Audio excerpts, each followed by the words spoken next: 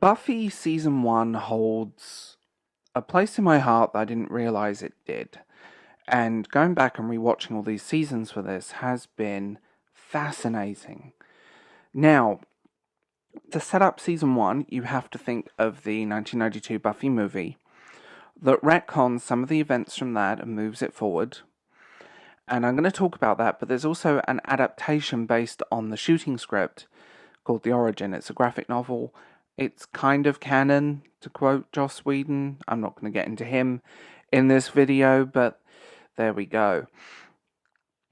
So, after moving to Sunnydale, Buffy just wants to be a normal teenager. Back in Los Angeles, her first watcher has died.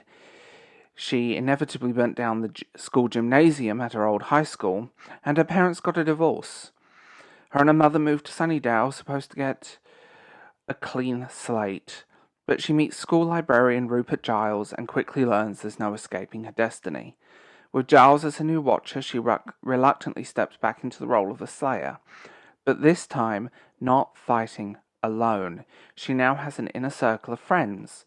Willow, Xander, a mysterious man called Angel, and we'll talk about him later, and eventually the high school cheerleader, Cordelia Chase, who is iconic.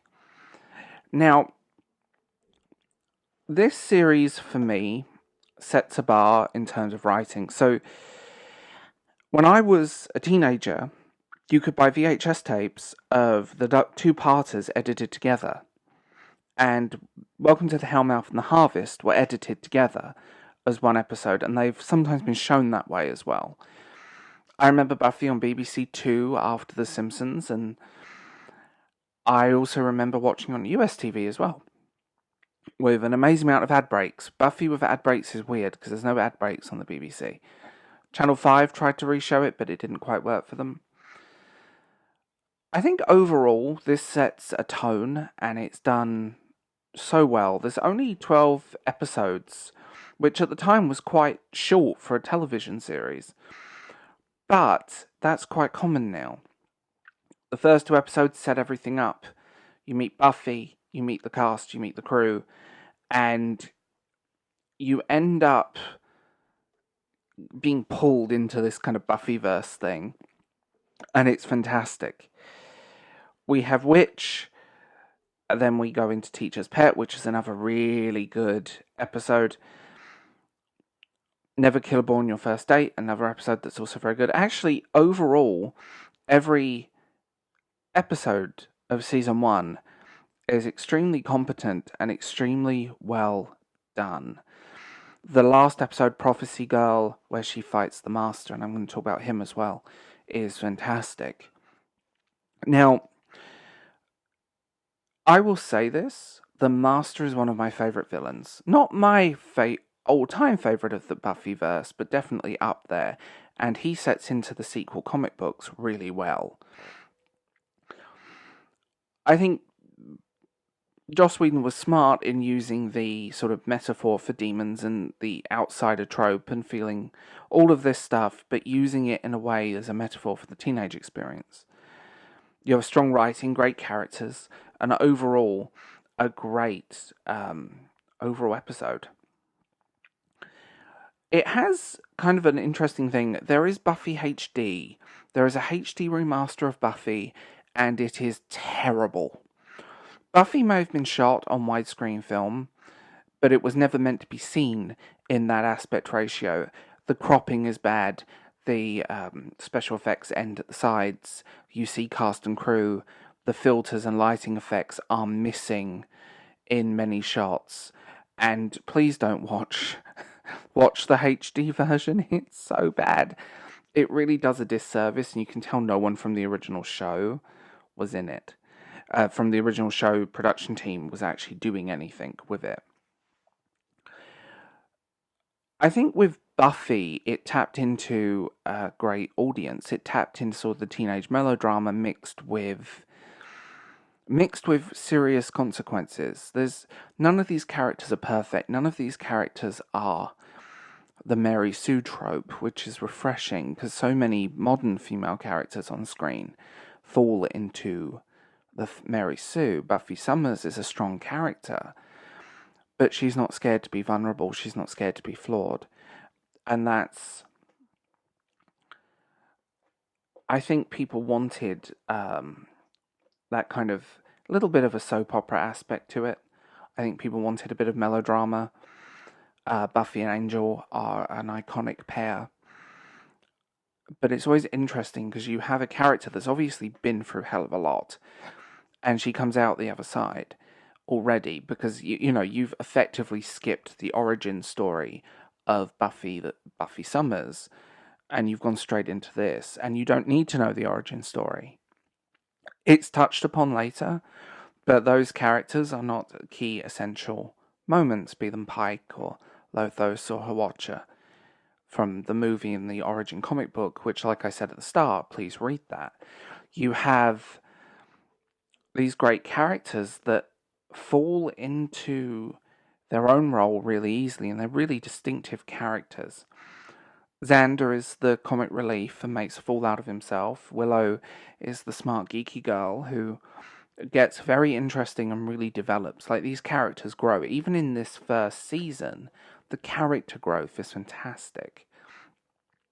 Cordelia becomes very important later on, and quite an interesting character overall as well. The seeds are planted for these characters really early on, and you see little insights of what they will become later. Season 1 of Buffy does suffer from some 90s CGI. That's a thing. Like I said, don't watch the remaster because it actually makes it worse. But actually, in the original aspect ratio, at the resolution it's meant to be seen at, it looks fine.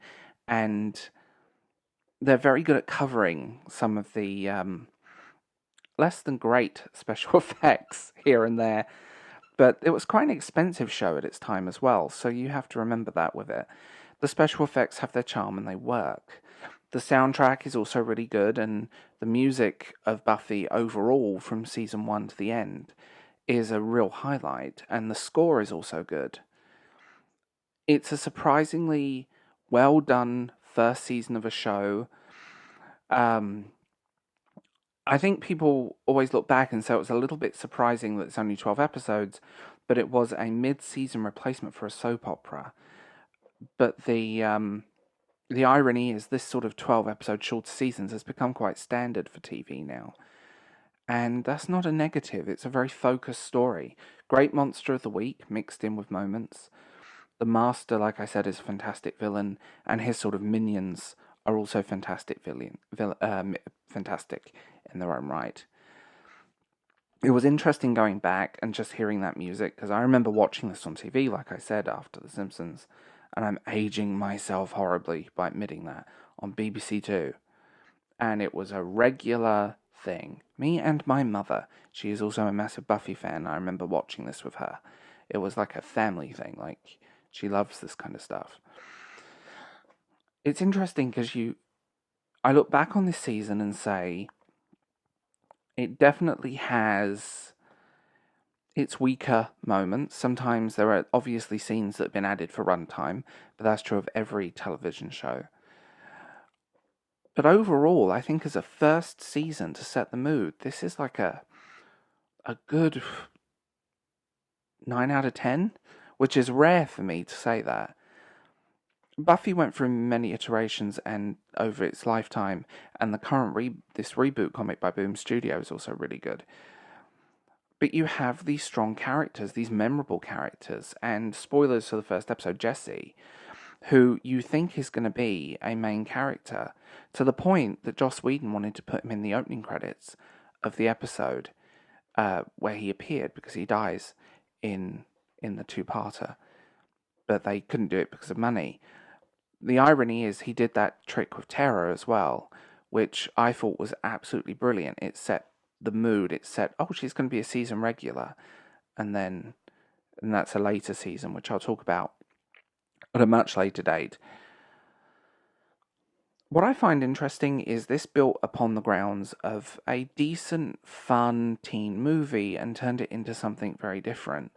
And it kept the humour, it kept the funny, it kept the whole thing. I mean, it influenced a whole generation. I mean, Buffy speak is a thing, and it definitely shows. um, I also think the set design on this show really worked. It feels really real and grounded in reality.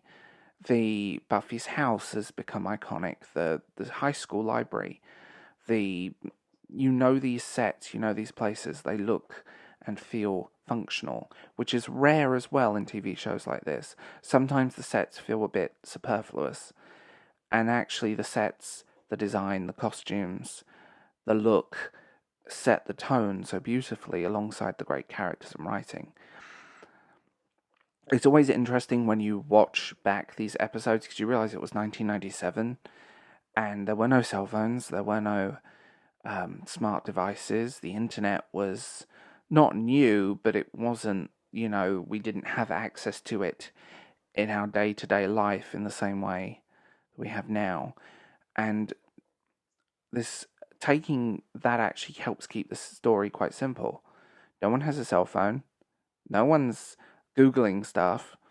I mean, and it really does show, like, the time placement of this. The 90s has a lot of nostalgia, and so much of Buffy influenced a lot of my own writing, which I find really interesting. I didn't realize that until watching it back, that it definitely influenced that, and something I've been working on for a long time. And I didn't know. Like, the cultural impact of this show is huge, and my ever-growing collection of retro Buffy merchandise, that some of it is original from back in the day, is there. This season started a cultural phenomenon, and every season built up from it, but season 1 sets a benchmark, and we'll talk about season 2 very soon. So, tell me what you think in the comments below, and I will talk to you guys later.